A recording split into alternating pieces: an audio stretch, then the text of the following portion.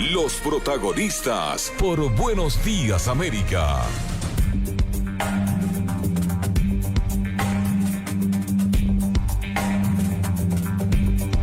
Siete de la mañana con 43 minutos, 7:43 de la mañana. A esta hora del día le agradecemos la espera al doctor Napoleón Cabrera. Él es dirigente de la FENACOTRALI, Federación de Transporte Liviano, Mixto y Mediano del Ecuador. Doctor, buenos días. Carlos Murrieta le saluda. Usted sigue siendo el presidente de la federación, estuvo un tiempo como candidato al Consejo de Participación Ciudadana y Control Social, sigue como titular. Bienvenido, buenos días. Carlos Murrieta le saluda. Buenos días, estimado Carlos. Un saludo cordial a todos quienes nos escuchan a través de este importante medio de comunicación nacional. Bueno, en esta ocasión el compañero Antonio Armendáriz es el presidente de la FENACOTRALI y quien le habla, estoy en el cargo de gerente general de la federación, pero también como procurador común de la transportación ecuatoriana, es decir, de todas las federaciones nacionales. En efecto, nosotros, por decisión de las federaciones nacionales, participamos dentro de este periplo político del Consejo de Participación Ciudadana y Control Social. Lo hicimos completamente solos, como organizaciones sociales, sin ningún tipo de padrinos políticos o de compromisos de índole alguna. Nosotros hemos cumplido el objetivo y en esta ocasión creemos que el transporte ecuatoriano está listo para emprender nuevas jornadas como las que arranca el día de hoy en la ciudad de Guayaquil, con una rueda de prensa por parte de todos quienes hacemos el transporte ecuatoriano en sus distintas modalidades. Ahora, doctor, usted que ha sido un dirigente histórico de la transportación, muchos tal vez lo critican a usted porque se ha reunido, creo yo, con muchos presidentes y sobre todo con el último, a propósito de las protestas sociales que ha habido y esta posibilidad de encontrar un sistema para focalizar el subsidio a los combustibles. ¿Han conversado acerca de este tema con el gobierno o tal vez han sido marginados por otras organizaciones sociales como la CONAIE, FEINI y FENOCIN y no han entrado a conversar acerca de esta temática y más bien se han enfocado al estado de la vialidad? Hemos entrevistado a otros dirigentes de la transportación y están bastante molestos con el ministro Darío Herrera por la falta de respuestas en esa materia. Le pregunto lo primero, ¿usted participó de estas reuniones para encontrar un sistema de focalización de subsidio a los combustibles? Comencemos por allí.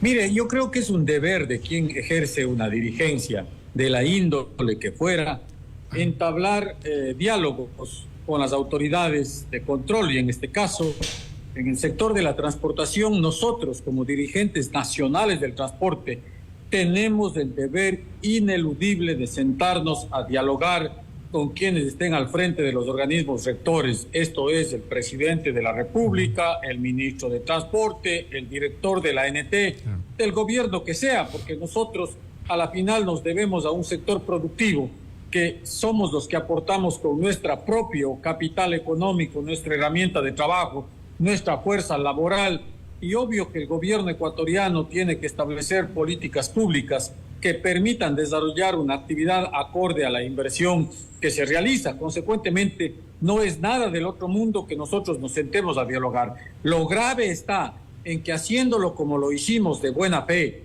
apostándole al diálogo, a la reactivación económica del país, este gobierno jugó con las esperanzas de la transportación, mientras incrementaba gradualmente el precio de los combustibles y nosotros como transporte demandábamos y exigíamos el cumplimiento del decreto ejecutivo, del último decreto de Lenín Moreno, que hablaba de la focalización de combustibles para los sectores estratégicos. Constitucionalmente, el sector del transporte es uno de los sectores estratégicos del país. Es obligación del gobierno establecer una focalización para el combustible en favor del transporte público y comercial. El gobierno buscó una válvula de escape y habló de medidas compensatorias. Esto no implica de que nosotros jamás hayamos renunciado a nuestro derecho de focalización. Hace 10 días, en la última reunión con el señor presidente de la República, como procurador común, siempre me corresponde hacer el análisis crudo y real, muchas veces causando malestar dentro de su gabinete, dentro del mismo presidente, porque consideran que la postura que yo sostengo es una postura que busca romper el orden constitucional, caotizar el país, cuando no es eso. Es mi deber decir lo que siente el transportista ecuatoriano. Y frente a la primera pregunta que usted me hacía, yo le decía al presidente, mire que la factura más alta que hemos tenido que pagar la dirigencia nacional fue justamente en ese ejercicio político que hicimos en el CPC. El 99.9% de transportistas no creen ni en la palabra del presidente y han desconfiado muy seriamente de su dirigencia, porque creen que nosotros traicionamos o nos vendimos al gobierno, cosa que no es cierta. Por ello estamos hoy con la frente en alto, liderando una bronca y un reclamo, porque creo que llegó la hora de decirle que esos diálogos infructuosos ya no tienen espacio. Lo dije al presidente en la última reunión. Vengo a reiterarle a usted los pedidos de la transportación y será su autoridad la que nos dé respuestas y ya no mesas de diálogo, porque a partir de ahora el sector de la transportación tendrá que saber qué camino es el que toma a través de sus distintas federaciones nacionales del transporte. Esto demuestra de que su dirigencia jamás hipotecó la dignidad del hombre del volante. Doctor, por eso tenemos la libertad de expresar lo que hoy estamos haciendo. Permítame puntualizar, usted invocó un decreto del gobierno de Lenín Moreno respecto a la focalización del subsidio de los combustibles. ¿Usted hace referencia a este decreto que tal vez permitió la entrega de unas tarjetas a un grupo de taxistas en la provincia de La Suay, y luego estos mismos taxistas criticaban que los había cuenteado el gobierno de Moreno porque nunca les devolvieron o nunca les subsidió el combustible? ¿Ustedes consideran que tal vez ese es el mecanismo más viable para que ustedes sean beneficiados con algún subsidio al combustible? ¿O cuál es el otro mecanismo? Porque hubo mesas de diálogo sobre este tema y no creo que hayan perdido el tiempo. ¿Algún sistema, algún mecanismo de compensación para los transportistas debieron haber identificado, señalado? Bueno, tengo que aclararle que el tema de las tarjetas que se les entregó a los compañeros taxistas no corresponde al último decreto ejecutivo que habla de la focalización cuando ya se empezó a incrementar el precio de los combustibles. Eso fue anterior, un ejercicio que lo hizo el presidente Lenín Moreno y que fue simplemente una farsa y un engaño porque se entregó las tarjetas y ningún compañero logró cargar un centavo de combustible. Eso fue mentira. El tema de la focalización es otro tema que nosotros discutimos de manera técnica en las mesas de diálogo. Se establecieron las datas del procedimiento, se nos dijo que tenían una consultora internacional que iba a implementar el proceso de la focalización, se dijo que a través del escaneo de las placas, porque de alguna forma, mire, aquí usted puede sacar una conclusión. Nosotros compartimos esta experiencia con la dirigencia de la FENOCIN, que en su momento nos buscaron para que les demos el asesoramiento y les contemos las experiencias en el tema de la focalización. Simple, si para nosotros el transporte que está regulado, que está organizado, que usted sabe cuántos buses hay en el transporte urbano, en el interprovincial, taxis, camionetas, etcétera, no pudieron lograr determinar la focalización de combustibles porque la data existente no era completa. Los órganos reguladores del tránsito, esto es la Agencia Nacional de Tránsito, los GAS municipales, no tenían la información completa, apenas se logró recabar, inclusive con el aporte del SRI, se llegó a tener una data de un 70%. El 30% es la falta de información de estos organismos. Consecuentemente, ningún funcionario público, porque allá iba el problema, ningún funcionario público quería firmar un tema de focalización de combustible por la responsabilidad posterior que le acarrea frente a la Contraloría General del Estado, porque usted cada galón que dé con focalización de combustible son recursos del Estado susceptibles de auditorías posteriores, 7 años que tiene que usted estar respondiendo en qué invirtió cada galón de combustible, cuántos kilómetros recorrió, a dónde hizo el recorrido, cuántas carreras o cuántos viajes hizo. Es decir, es un problema bastante grande. Con esto le pongo como ejemplo cómo focaliza para el sector comunitario. Si hablamos de los sectores marginales del país, de los sectores rurales, usted sabe que los vehículos que se encuentran en las zonas rurales, por lo general son vehículos que no están al día en su matrícula, que no están al nombre del propietario. ¿Cómo sabemos qué recorrido tiene? ¿Quién va a determinar el kilometraje desde el lugar de donde saca sus productos hasta el mercado? Es variado, porque un día irá a dejar en el mercado norte, otro día irá a dejar en el mercado sur, etcétera. Consecuentemente, es imposible determinar una focalización en las formas como está concebido el proceso de focalización. Si es imposible definir un sistema de focalización del subsidio de los combustibles, porque no hay datos. Imagínense, qué vergüenza que el Estado ecuatoriano, no hablemos de este gobierno, porque este gobierno está de paso, pero que el Estado ecuatoriano no tenga los datos completos de cuántos transportistas existen en el país y quiénes podrían beneficiarse de un subsidio. Ni siquiera esa data hay completa, ni por parte de la ANT ni del SRI. Oiga, sentarse a conversar acerca de esa posibilidad, al menos desde mi punto de vista, creo yo que han perdido el tiempo. ¿Cuál será la postura de ustedes ahora, la que van a anunciar? Hemos conversado con otros dirigentes de la transportación. Ellos han mencionado que no están de acuerdo con un paro nacional porque ustedes ya han perdido bastante. Pero ¿cuál va a ser entonces la postura que ustedes van a definir? Tal vez podrían advertir un paro en algún momento. ¿Qué debería pasar para que eso ocurra? ¿O qué medidas van a anunciar en contra del gobierno si ya no quieren diálogo? Bueno, nosotros primero estamos exigiendo la salida del ministro de Transporte y Obras Públicas, por cuanto el tema de la vialidad hoy por hoy se encuentra en soletas en el país. Un país que al interno se encuentra aislado. No vemos que existe un plan de contingencia, no hay un plan de mantenimiento vial, las carreteras son un desastre y los que pagamos las consecuencias de aquello somos la transportación ecuatoriana.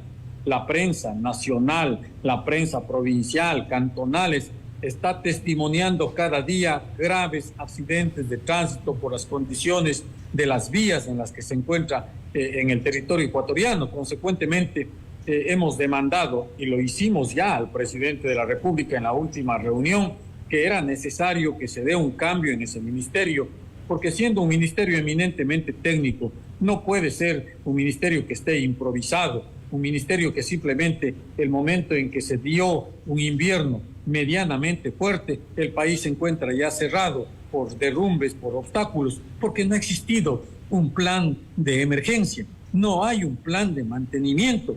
Es decir, tenemos que pedir a Dios que en este país no llueva para poder circular. Pero si llueve, todos estamos condenados a vivir aislados.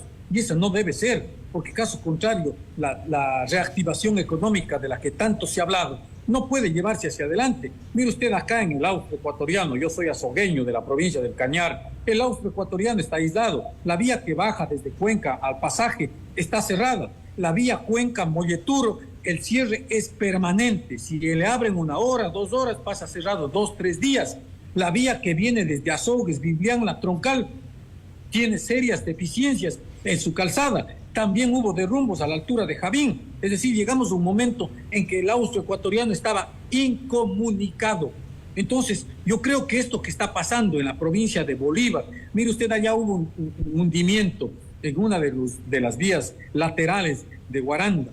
Hasta el día de hoy no se da solución.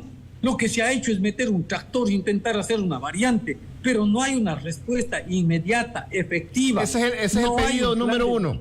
El pedido número, oiga, si nos ponemos a enumerar todas las carreteras se nos acaba el tiempo. Imagínense acá en la provincia del Guayas, la gente se queja por el estado del puente de la Unidad Nacional, una de las vías de acceso a Guayaquil que es puerto. Allá hay baches en donde uno ve el río, en el puente de la Unidad Nacional, y ese es el estado vial de la red de vial estatal. Esperemos que, como ya han decretado la emergencia en 3 provincias, al menos en esas 3 provincias metan billete y hagan obra, porque se han puesto a reparar de que hay unas vías que el mantenimiento les cuesta 5, otras 10, otras 25. La gente no se detiene en esos informes del Banco Mundial. Quiere que le arreglen la carretera para que ustedes se trasladen, todos los ecuatorianos nos traslademos en buenas condiciones. Ese es el pedido número 1, que salga de Diario Herrero. ¿Tienen otro pedido dirigido al presidente de Lazo si ya no quieren diálogo?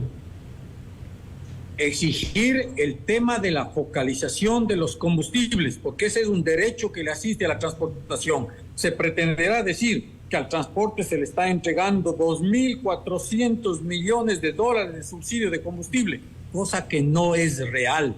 ¿Por qué? Porque ese subsidio no va al bolsillo de los transportistas. Ese subsidio nos permite apenas cubrir uno de los rubros de la canasta de operación, que es el tema de combustible. pero este incremento del precio de los combustibles ha disparado en más de 300% la inflación de todos los otros insumos de la canasta de operación de los vehículos. A nosotros no se nos ha dado incremento de tarifas, incremento de fletes. Se hace gala de entregarnos un documento que es la metodología o el piso tarifario, que en otras palabras no es otra cosa más que decirle, este es el soporte técnico por el que usted debe ir a pedir al GAT municipal el incremento de su flete o de su tarifa. Pero resulta que los GATs municipales, amparados de su autonomía, pasa en Guayaquil, ¿no? Amparados de su autonomía, dicen, no señor, yo no tengo por qué incrementarle a usted la tarifa. Nosotros no le hemos subido el combustible, vaya y reclame a quienes subió el combustible. Es decir, el transportista se queda como el sándwich en la mitad, o sea, hay entre el gobierno y el GAT. 3 temas: salida del ministro Darío Herrera, focalización del subsidio de los combustibles, revisión de tarifas. Algo más que se le quede en el tintero, porque ya estamos por concluir. ¿Qué otra exigencia? El tema de los créditos. El gobierno ofreció créditos. Ojo, no estamos pidiendo que nos condonen deudas, que nos regalen dinero. Lo que le hemos pedido es que el gobierno nacional implemente una política pública que permita que a través de la banca pública, de Ban Ecuador, de la CFN, se conceda crédito al transportista. El transportista está en crisis, el transportista urbano de Guayaquil está desesperado, porque al igual que el resto de transportistas en el país, las deudas que ocasionó la pandemia, esa paralización, es impagable. Y si no tenemos el auxilio del gobierno,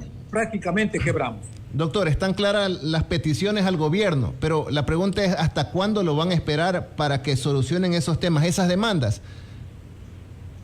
Mire, la situación que está viviendo el país en este momento es una situación súper álgida. Si mañana nosotros empatamos con las organizaciones sociales, será una coincidencia. Nosotros le hemos dicho al gobierno, estas son las necesidades de la transportación y usted sabrá si los cumple o no los cumple. Caso contrario, la transportación recurrirá a sus bases y habremos de buscar el camino más idóneo para que esa protesta social o se fortalezca o se debilite. La decisión está en manos del gobierno. ¿No descartan entonces unirse a organizaciones sociales que podrían protagonizar un paro nacional en el país? Entendemos sus palabras de esa forma. Gracias por su tiempo, doctor. Un gusto conversar. Ya habrá oportunidad de dialogar nuevamente acerca de estos temas tan interesantes relacionados con el transporte, sobre todo las cifras de inseguridad, las extorsiones que también los afectan a muchos de ustedes. Esperemos contar nuevamente con su participación. Que tenga un buen día y que le vaya bien en la rueda de prensa de hoy. Muchísimas gracias. Buenos días. Gracias. 8 en punto. Vámonos con el editorial.